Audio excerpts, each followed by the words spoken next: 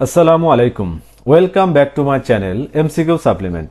আমাদের এখনকার আলোচনার বিষয় হচ্ছে উপসর্গ দিয়ে শব্দ গঠন বিষয়ক গুরুত্বপূর্ণ কিছু এমসিকিউ নিয়ে।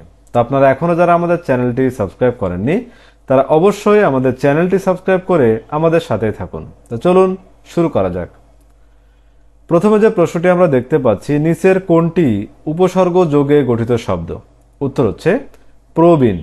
নিচের কোনটি উপসর্গ যোগে গঠিত শব্দ? প্রবীণ। নিচের কোন শব্দে অপূর্ণ অর্থে না উপসর্গ ব্যবহৃত হয়েছে? নালায়েক। নিচের কোন শব্দে অপূর্ণ অর্থে না উপসর্গ ব্যবহৃত হয়েছে? নালায়েক। ঈষৎ অর্থ প্রকাশ করছে কোন উপসর্গ যুক্ত শব্দটি? আরক্ত। ঈষৎ অর্থ প্রকাশ করছে কোন উপসর্গ যুক্ত শব্দটি? আরক্ত। নিচের কোনটি উপসর্গ? উপ। নিচের কোনটি উপসর্গ? উপ। পাতি উপসর্গটি কোন অর্থে ব্যবহার করা হয়? ছোট অর্থে। পাতি উপসর্গটি ছোট অর্থে ব্যবহার করা হয়।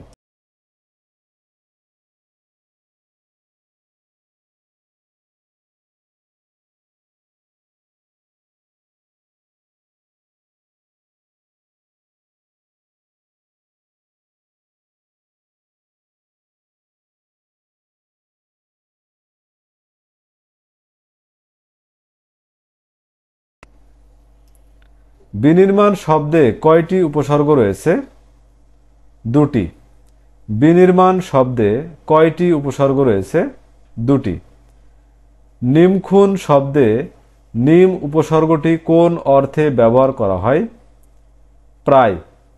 নিমখুন শব্দে নিম উপসর্গটি কোন অর্থে ব্যবহার করা হয়?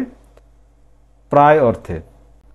নিমরাজি শব্দে নিম উপসর্গটি ব্যবহৃত হয়েছে অর্ধেক অর্থে। নিমরাজি শব্দে নিম উপসর্গটি ব্যবহৃত হয়েছে অর্ধেক অর্থে। বদ উপসর্গটি কোন অর্থে ব্যবহার করা হয়? ক ও খ উভয়ই, অর্থাৎ উগ্র ও নিন্দনীয়। বদ উপসর্গটি উগ্র ও নিন্দনীয় উভয় অর্থে ব্যবহার হয়। অভাব অর্থ প্রকাশ করছে কোন উপসর্গযুক্ত শব্দটি? হাভাত।